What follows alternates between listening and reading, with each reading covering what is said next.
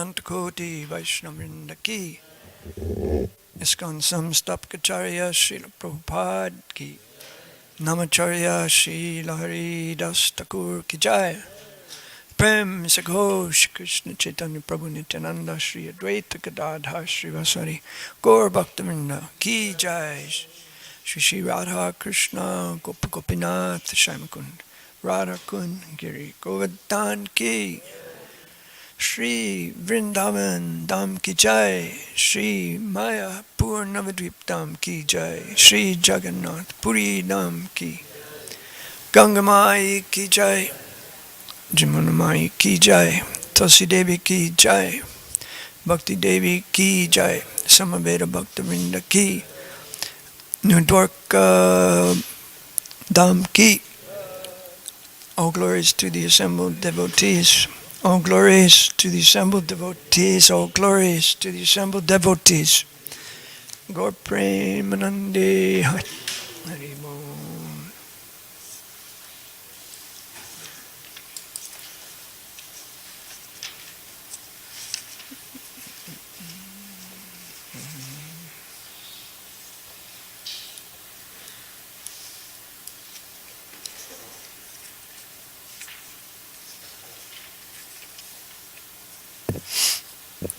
Today we're reading Srimad Bhagavatam, Canto 1, Chapter 12, Text 17.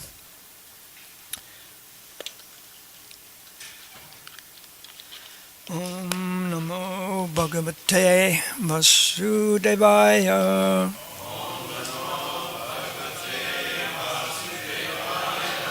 Om Namo Bhagavate Vasudevaya.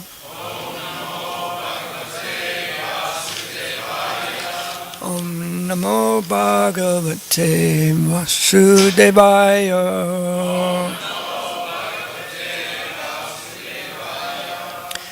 Tasman Namna Vishnurata Iti Loke Bhavishyati Na Sandeho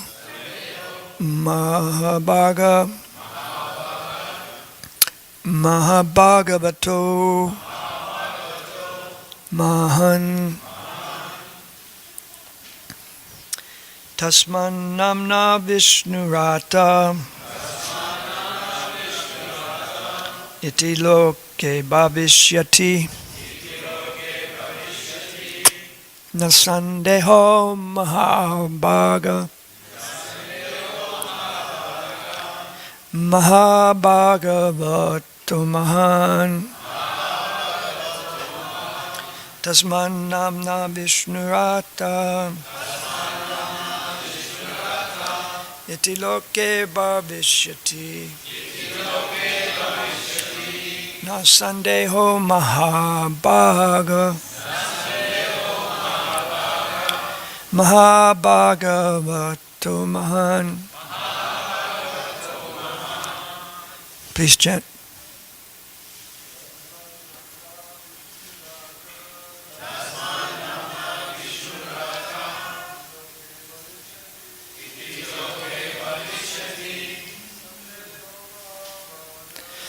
Nasadeo Mahabhaga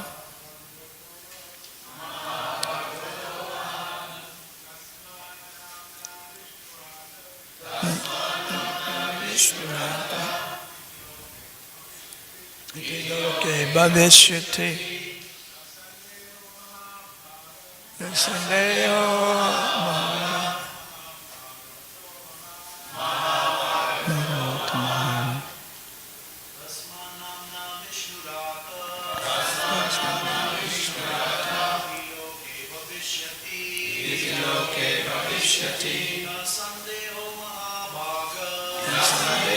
Mahabhaga Bhagavato Mahan Tasman Namna Vishnurata Iti Loke Nasandeho Mahabhaga Mahabhagavato Mahan Tasman Namna Vishnurata Iti Loke Bhavishyati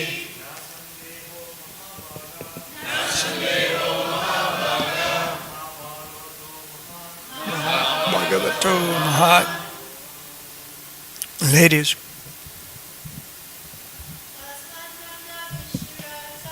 Tasmanam Vishnurata Okay Bhavishyati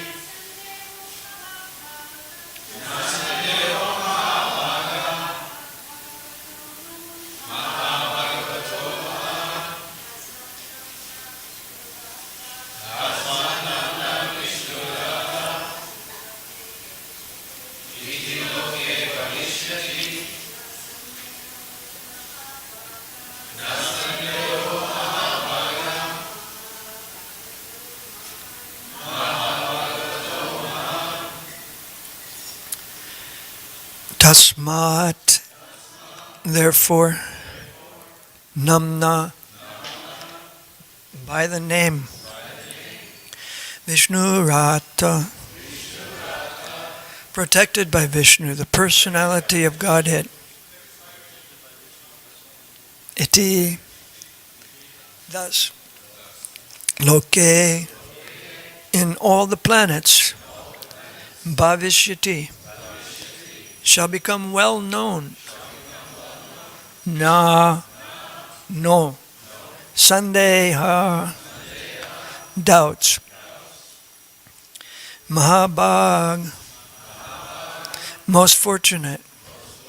Mahabhagavata, the first class devotee of the Lord. Mahan, qualified by all good qualities. Translation and purport. For this reason, the child will be well known in the world as one who is protected by the personality of Godhead. O most fortunate one, there is no doubt that this child will become a first-class devotee and will be qualified with all good qualities. The Lord gives protection to all living beings because He's their supreme leader.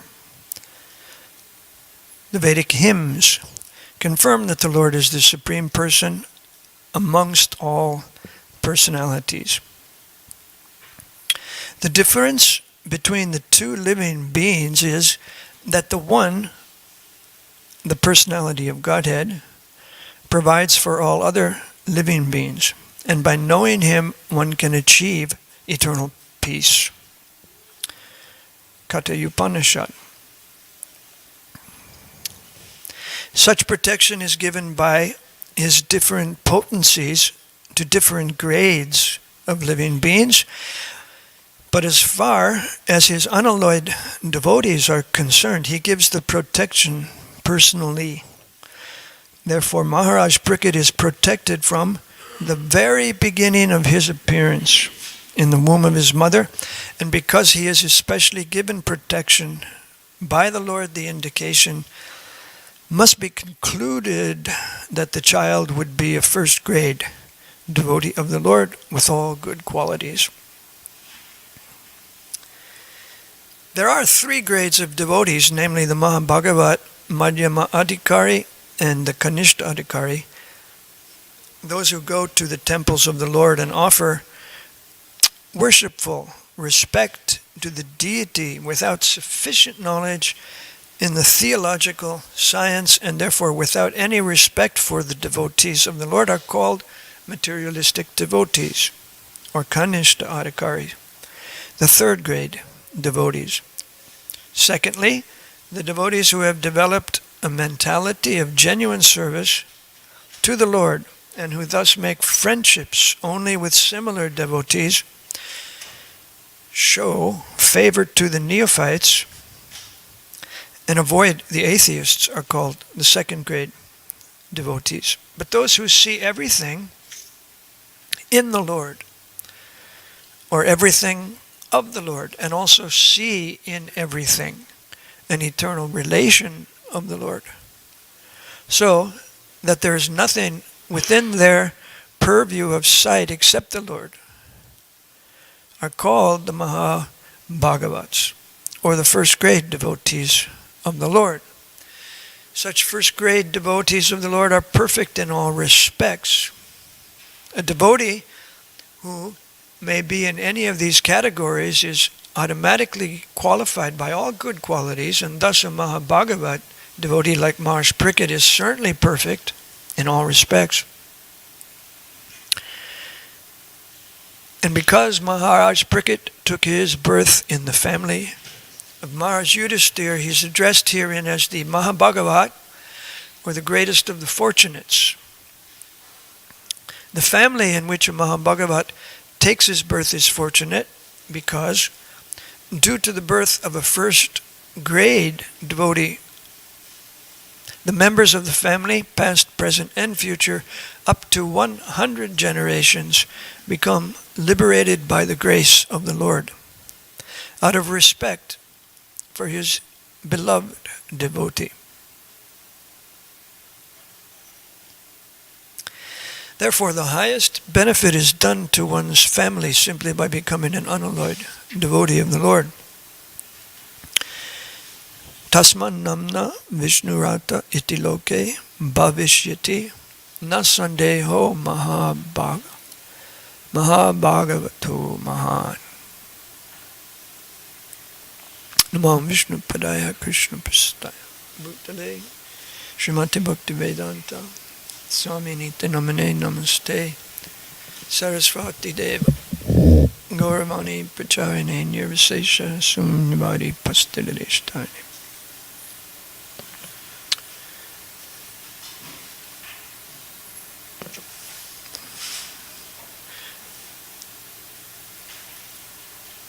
Abide, don't talk out loud. Whisper. Okay? So here the name Vishnu Rata means protected by Vishnu, the personality of Godhead.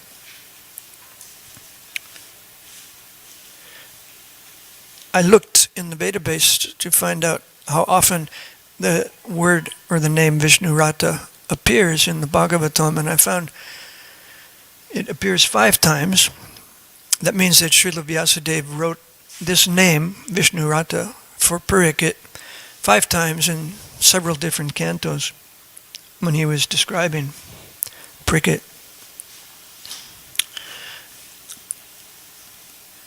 As we are hearing, the name was given to to Pariksit very early in his life. He was still in the womb when he was saved by the Lord. In this modern day, we would think of a child in the womb who's endangered like Pariksit was. We would think of it as an abortion. The child's life would be ended in the womb. So something like that was taking place. But the Lord saved him, and this name, Vishnu Rata, stayed with Pariksit until the end of his days. When he met Shukadeva Goswami, Vyasadeva wrote, Vishnu Rata met Shukadeva and paid his obeisances, and like that. In other cantos, first canto, second canto, 8th canto, 10th canto, 12th canto, Vishnu Rata, he's called. So we're actually looking at a very brief section of this chapter. There are 2 verses here just in this section in which Brahmins are speaking to Maharaj Yudhisthira about Pariksit. And I found that in yesterday's verse, the word Rata also appears just as it does in today's verse. Today it appears as Vishnu Rata. Yesterday's verse, text 16, says, Daivena pratiga tena shukle, on, and then it comes to the word rato or rata. That means restored or saved, restored. Actually, the embryo was destroyed by the weapon. And Lord Vishnu restored the body so that Parikshit could be born. Why did he do that? The Brahmins say it's because he was a pure descendant of the Puru dynasty. So pure means pure devotee. And he was actually the only surviving male descendant after the Great War. So the line of the Puru dynasty was resting on Parikshit, and Krishna wanted that this line of kings continue. So he's called Prabhu Vishnu in the previous verse. That means he's all-powerful, Prabhu Vishnu. And he decided, I will save Parikshit from this weapon. I'll counteract the effect of the weapon. Actually, the weapon is also described as all-powerful, in a sense, because there was nothing material, no other means materially, to stop this weapon. It had so much power that it could penetrate precisely into the target of the embryo in the womb. But who's more powerful? Lord Vishnu. He's all-pervading. So he's beyond material powers. His power excels any material force. So he counteracted the weapon's effect. And he wanted to do that so that Parikshit could represent him and rule the world for spiritual progress, for the sake of the spiritual progress of people. That includes living peacefully, that includes prosperity. People want to live with some feelings of peace and happiness and prosperity, and the Lord is not against that. So he also wants the people to make spiritual progress. And the king is the most ideal person to direct people in making spiritual progress if he's trained. This morning we heard a short reading from the Bhagavatam, and the king is not just all, happiness and, I feel good, I hope you feel good. He's described as the person who cuts off the hands of the thief. The king administers this with his sword. And the thieves become terrified. I won't do it. I won't commit these crimes because the king is so fierce. So he has a very strict side also. Krishna speaks about this in the Bhagavad Gita. He describes how the yoga, the imperishable yoga of Bhagavad Gita, comes down to different rulers, starting with Vivasvan. He says, Vivasvan and Manu and Ikshvaku, they heard this from me long, long time ago.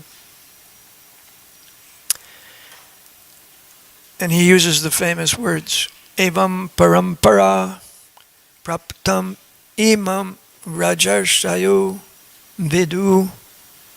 The saintly kings understood this as it was coming down one after the other, from one king to the other, but originally from Krishna to Vivasvan. And Arjuna is next. So in the next verse, Krishna says to Arjuna, you're my devotee and friend, and you can understand this, therefore. Bhakto sime saka cheti rahasyam. Hyetad uttamam. Krishna says, you've lovingly devoted your life to me, Arjuna, and you've become my friend. So you're able to understand this transcendental nature of mine. I'll disclose to you in the Bhagavad Gita. You'll understand. So this is the first time in the Bhagavad Gita that Krishna uses the word bhakta. Bhakta sime saka. Cheti, saka means friend. And rahasya means, and uttamam, rahasyam uttamam means secret or confidential. This is the secret of the Bhagavad Gita, that you can understand Krishna if you become his bhakta, become devoted to him. And like Arjuna, maybe you develop a friendship or some other relationship. The non-devotees can't understand. So it's called confidential. It's reserved for the devotees. So bhakta is an important word, and it appears in the 4th chapter, and then 15 more times in Bhagavad Gita. And bhakti, the word bhakti appears in the Bhagavad Gita. Anyone want to guess? No? Guesses?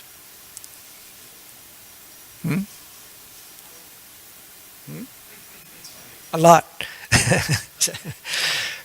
Almost the same number of times. Bhakta 15 times, bhakti 14 times. Huh? Once I asked Vaisesika, where's the first place in the Bhagavad Gita where Krishna says bhakti? And Vaisesika knows the Bhagavad Gita by heart. So he started to scan his memory. He couldn't quite get it, so I said, it's in chapter 7. And so he started reciting chapter 7. And he came to the verse, it's number 17, 717. First time bhakti is mentioned. So the word bhakta means one who's loved by the Lord. So Krishna loves his devotee.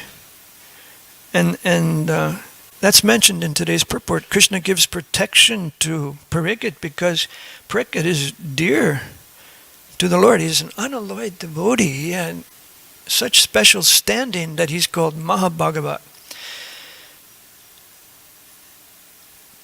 First class devotee.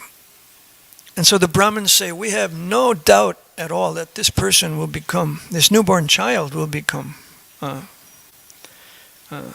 first-class devotee and have all good qualities to perfection. He'll demonstrate all the good qualities of a devotee to perfection.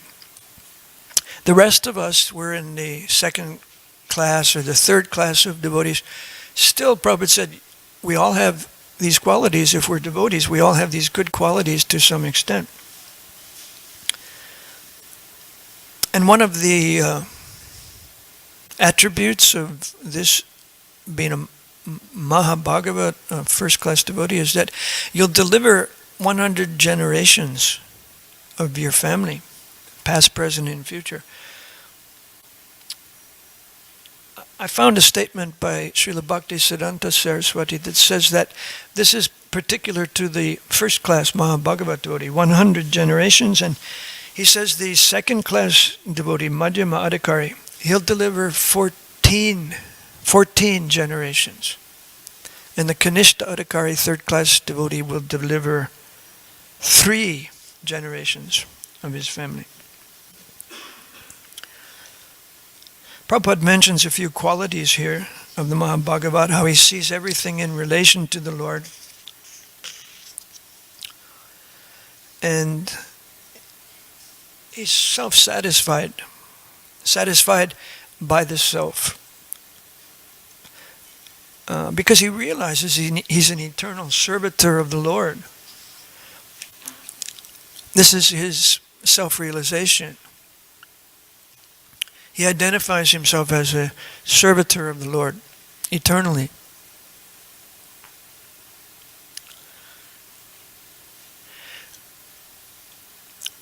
Arjuna asks Krishna in the second chapter of Bhagavad Gita, what are the characteristics of someone who is like this, who is self-realized and who always sees you? And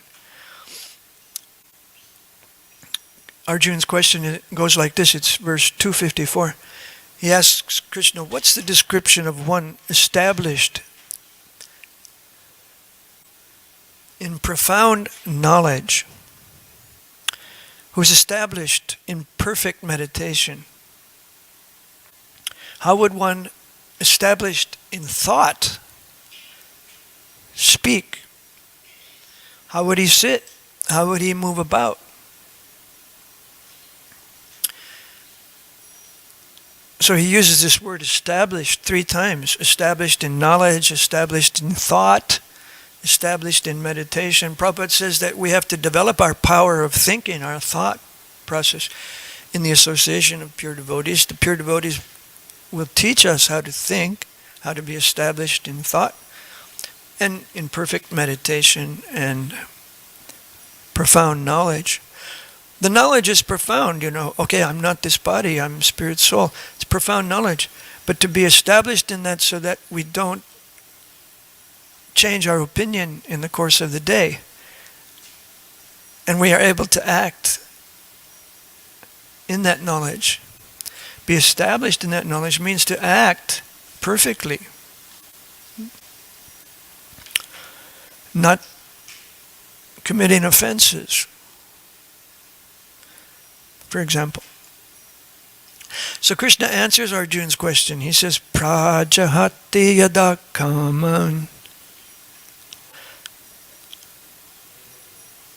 sarvaparta manogatan atmani eva manatushta stita pragnastaduchite.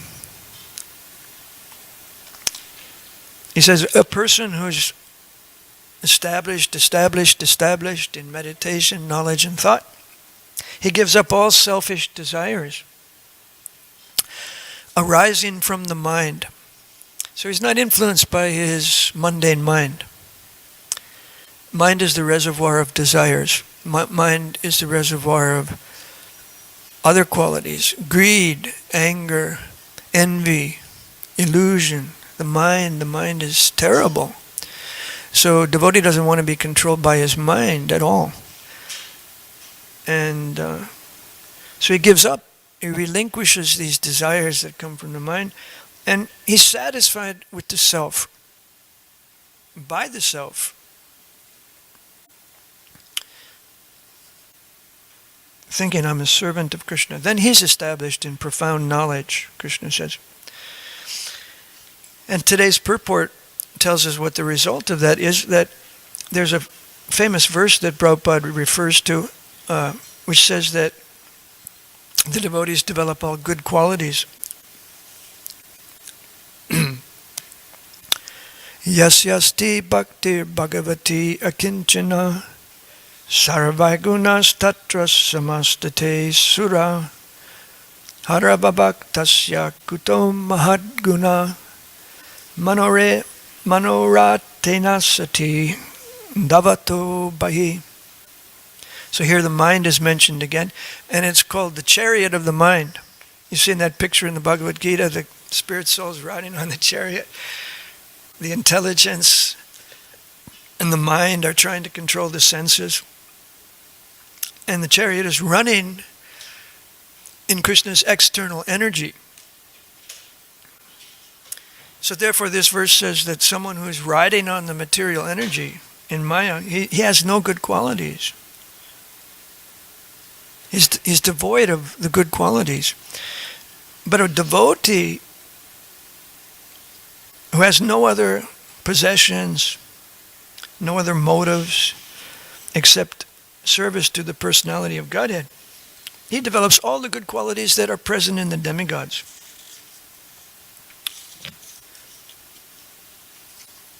So what are those qualities that like religion is one, knowledge is one, renunciation is another.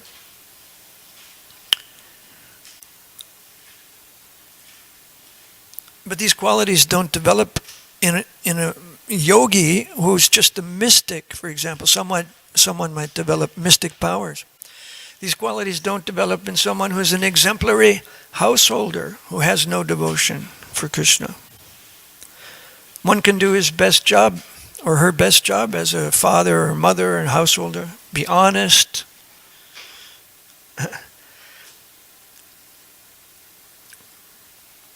But the good qualities really develop when one is a devotee. One becomes very well behaved, he becomes tolerant and peaceful and grave. He becomes serious about the purpose of life. He's respectful to everyone, he works for everyone's benefit, he doesn't cheat or lie, he's not duplicitous. He doesn't perform malicious activities. So Prabhupada encouraged the devotees, even from the very beginning in New York City. I heard a lecture he gave at 26 2nd Avenue, and he says the devotee develops all these good qualities, and then he reminds the devotees of a list that he wrote for them. He listed the 26 qualities on a sheet of paper, and he during the lecture he asks the devotees who are there, maybe just 10 devotees, 20 devotees, not so many. He said, "Where's that list?" You can hear this on the tape. And somebody says, "It's in the drawer." In the drawer. So Prabhupada says, "Get it out." So somebody gets the list out. And calling attention to this list of the 26 qualities devotee. He says, so important for a devotee to develop these good qualities. He's equal to everyone. He doesn't make anybody his enemy. He's truthful. He's kind. Doesn't find fault. He's mild. Always clean. He's without possessions. Peaceful. He's meek and humble. No material desires. Controls his senses. Doesn't eat more than required. He's not influenced by Maya. He offers respects to all. Doesn't desire respect. And he's merciful, friendly, poetic. Expert and silent.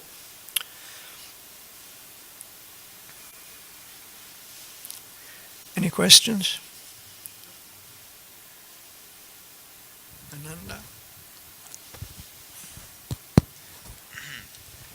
So first I have a small comment and a question. Is that okay? Well, thank you for the very nice class. You were reading about the 26 good qualities of a devotee, and one of them is to be truthful and non-duplicit. And I've noticed, like on book distribution, for example, some devotees have this conception that they have to tell little fibs and little lies so the people will be more willing to take a book and give a donation. But I've spoken to other senior book distributors that have this mentality of 100% non-duplicity, that you're just 100% honest with the people, and any word that comes out of your mouth is completely true.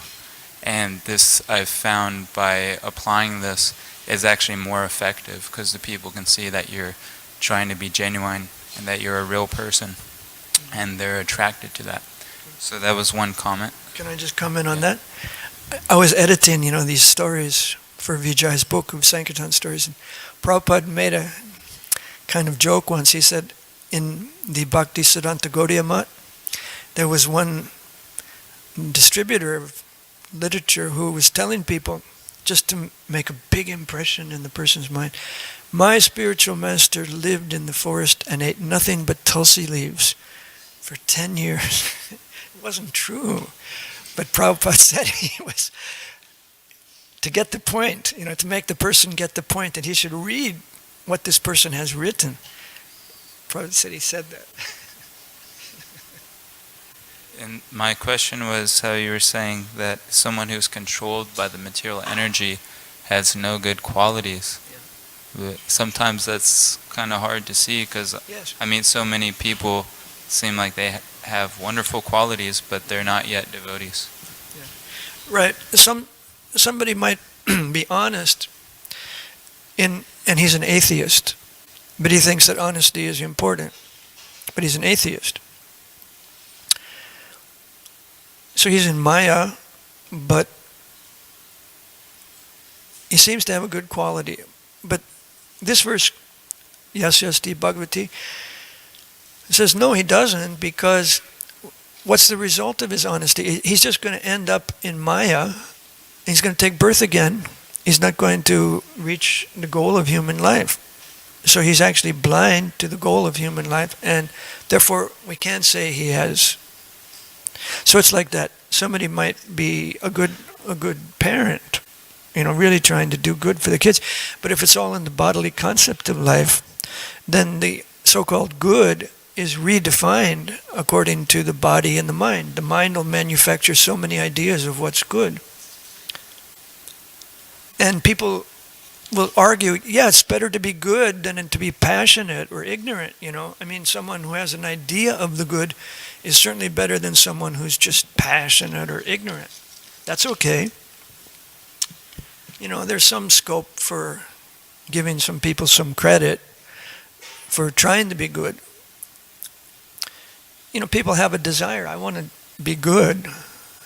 So that's okay. But ultimately, it's weighed by this standard of whether the person succeeds in achieving the goal of life, which is to stop repeated birth and death. And he has to therefore know who he is. For that, he has to go into the process of transcendental yoga and hear about Krishna's theology. Prabhupada mentions in the purport that, the Kanishta Adhikari may not even be so well acquainted with the transcendental theology.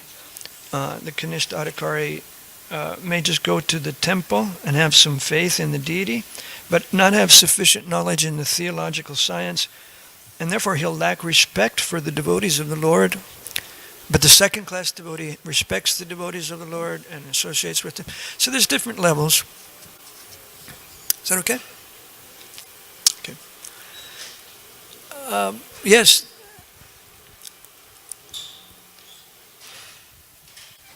Hare Krishna, Krishna Krishna, Hare Hare. Hare Krishna. I have a question about the third class devotee. Third class devotee. How can he still going to Godhead and take 14 generations? That's what you say? 3 generations. Third class is 3 generations. Yes. Second class is 14. Yeah, I'm asking about the third class. How is possible? Third class delivers 3 generations of his family. Because devotional service is so wonderful. So does mean if I die in third class, if I die, I leave the body and being a Kanishta Adhikari, are we still going Godhead? You will still? Yes. Huh?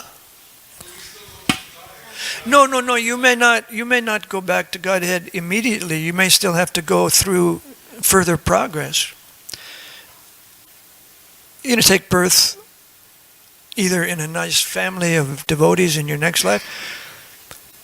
Many devotees in ISKCON, leave their body, and then we say, did this person go back to Godhead? There's also a description by Prabhupada that the devotee goes to the place in the material universe where Krishna is performing his pastimes. He joins Krishna within the material creation somewhere where Krishna is performing pastimes before he goes back to the spiritual world. So there's different steps up. I'll just, so the mic is over there and then we'll come back. Could you explain the meaning of liberation, what it's meant for the liberation of the families? What does that mean? At the time of death, liberation at the time of death? 3 generations. 3 generations of the family. I think that means that the family gets the opportunity to get connected to the process that is liberating. So he'll be liberated in the sense that he'll make progress and pick it up in his next life, or if he's advanced already, like Yudhisthira was already advanced. Yudhisthira didn't need so much help. But he's described as you're the most fortunate because his parikit will deliver 100 generations. How much help did Yudhishthira need? Not so much. But these things, the process of liberation, it's in the hands of authorities who weigh the karma of the living entities and decide on their next stage of life and so on. So we can't calculate that all so well. It's like the telephone company can send us the bill and they know what we have to pay for. Hare Krishna, thank you for a nice presentation. I was just wondering why you glossed Krishna's answer to Arjuna in the second chapter the way you did. You glossed it as when you give up selfish desires, but that's not what exactly Krishna says. Krishna says, Prajahati yadakaman sarvan partha manokata. When you give up desires for sense gratification that arise from mental concoction only. Specifically, he says sense gratification. When you give up desires for sense gratification which arise from mental, and this is related to Ananda Kirtan's point about being good, and your answer was actually right on point, but the point is these people are on the platform of sense gratification. It makes them feel good to find a cat or a dog, a stray cat or a dog, a forever home. But then they go to the supermarket and buy tins of cat food or dog food that have dead cows in it. So that's misplaced sentiment. Devotees are kind to animals not out of misplaced sentiment because they know each and every living being is a spirit soul, part and parcel of Krishna. That's why they're doing it. So they're not going to kill one living being to feed another living being. They're not going to do that consciously. So this is what we have to understand, because sometimes in our own communities this kind of sentiment creeps in. Oh, there's a stray cat or a stray dog. I have to take him in. Subhas, I know you don't like animals in the apartments, but I have to have a cat or a dog. I can't leave this cat on the street. But then they will go and feed the cat food, which has dead animals in it. So who's going to get that karma? Not the cat. Animals don't get karma. You're going to get that karma for feeding this animal the flesh of other animals. So this is what it's meant by good qualities are not there in those who are not devotees, because they're doing things sentimentally. It makes me feel good to give a cat or a dog a forever home and feed them the flesh of other animals. But that's not how devotees think. Devotees are thinking that every living being has a right to exist on Krishna's maintenance. And Krishna has arranged maintenance for every animal separately. Yeah, and you don't have to interfere in the process. That's the verse that Prabhupada first referred to in the purport. Eko bahunam yo vidadati kam, and Krishna fulfills the desires of everyone. So Krishna is willing to, give you another body and help you fulfill your desires. Everyone is protected by Krishna, maintained by Krishna. Thank you. All glories to Srila Prabhupada. Srimad Bhagavatam Ki Jai.